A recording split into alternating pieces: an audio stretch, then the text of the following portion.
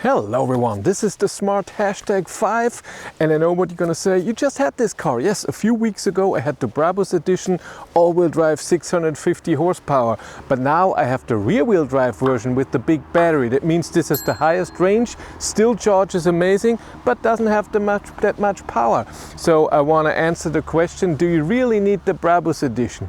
If your company has electric cars as company cars, of course you want your employee to charge at home. It's cheaper for you and it's easier for the employee. Tronity has a software solution for you to know how much you have to pay your employee for charging at home. With the Fleet Manager you manage your employees and your cars. Tronity connects to the cars and knows exactly when the car is charging at home and how much. And then you get an easy monthly bill for your employee. If you want to know more, there's a link in the description below.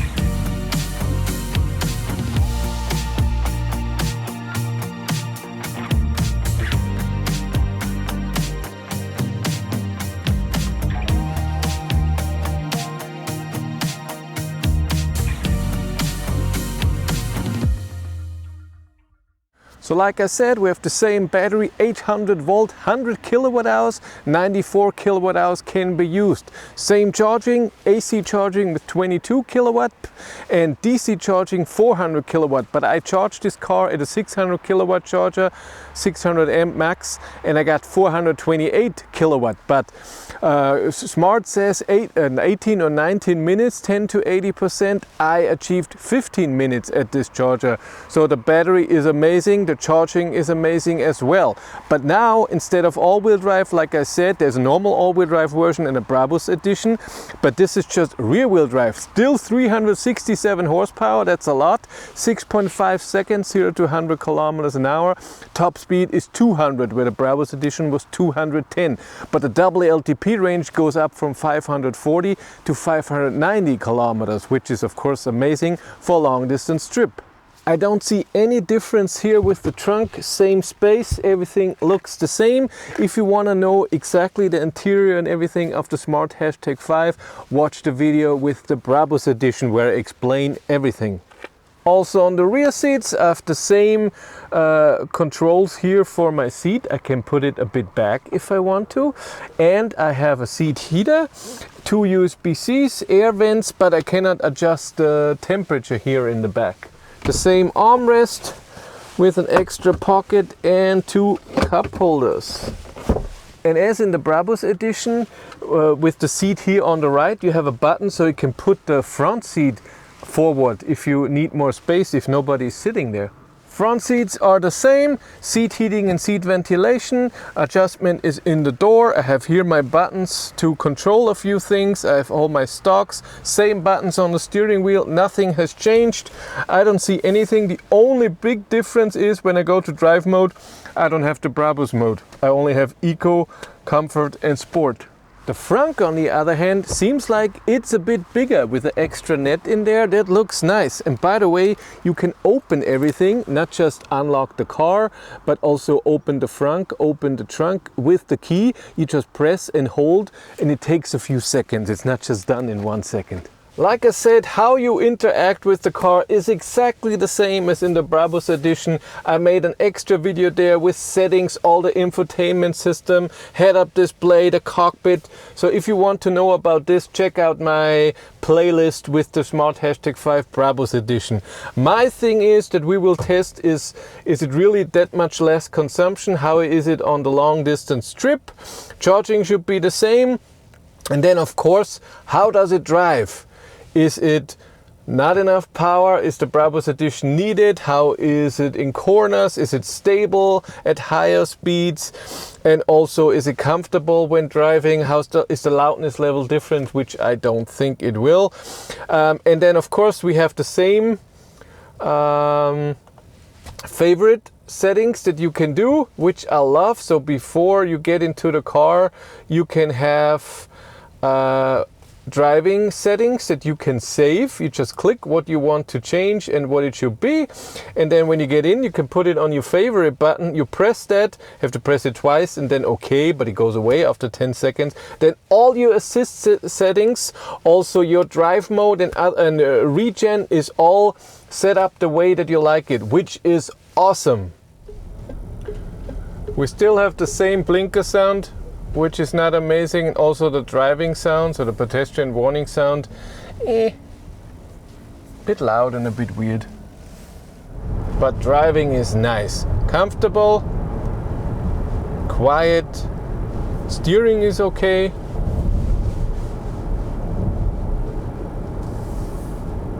I like it.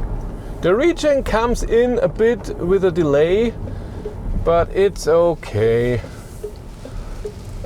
You have S pedal, but the activation requires to wait a few seconds and read something, and I'm not going through this. I just have it in high regen, that's it. Oh, I had regen in middle, now it's in high, and it's stronger and comes in faster. Cruise control is also the same. Press it here, it's on. Change the speed with the buttons, change the distance with this button, steering assist on or off here, everything is here, and I can turn it off and I can resume somewhere here. Awesome. So driving in corners feels good. These seats are not the same as in the Brabus. But also the Brabus edition, the seats didn't have amazing side support.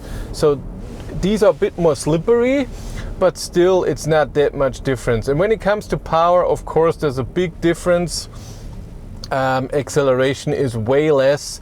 And it feels a bit weak in the beginning, but we're gonna do an acceleration test.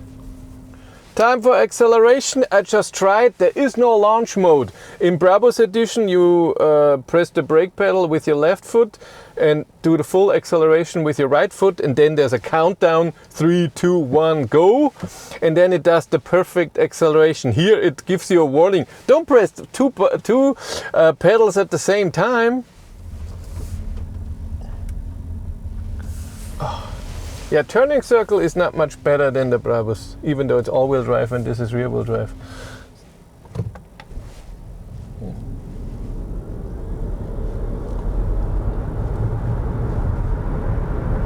My device says 6.57 seconds. That's perfectly what Smart says.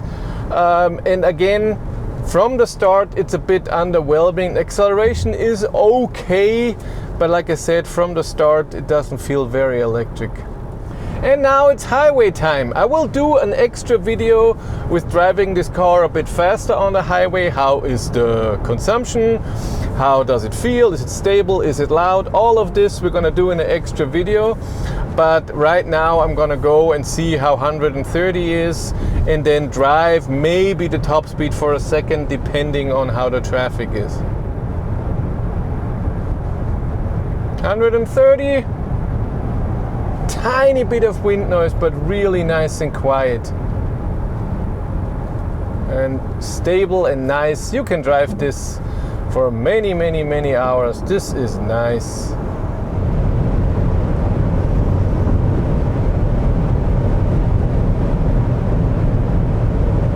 Yeah, acceleration at higher speeds is better. It's just from the standstill where it's really weak. It's nice. And 200 kilometers an hour feel good. But again, there will be an extra video. Now, this is the question I want to answer. Of course, for me, everybody is different. Of course, the rear-wheel drive costs less than the Brabus edition. You get a bit more sportiness, you get way more power, you get way more acceleration. And for me, it's totally the Brabus edition. It's worth everything. Yes, you lose range, but the car charges so amazing that I don't care about the consumption and a bit less range, because it's just charging so amazing. If I charge and I go to the toilet and come back, it charged so much into the battery that it's fine.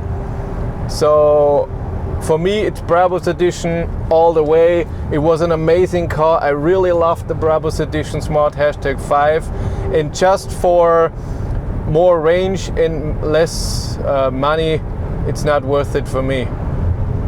But that's it for me. Thanks so much for watching. Have a great day and take care. Bye.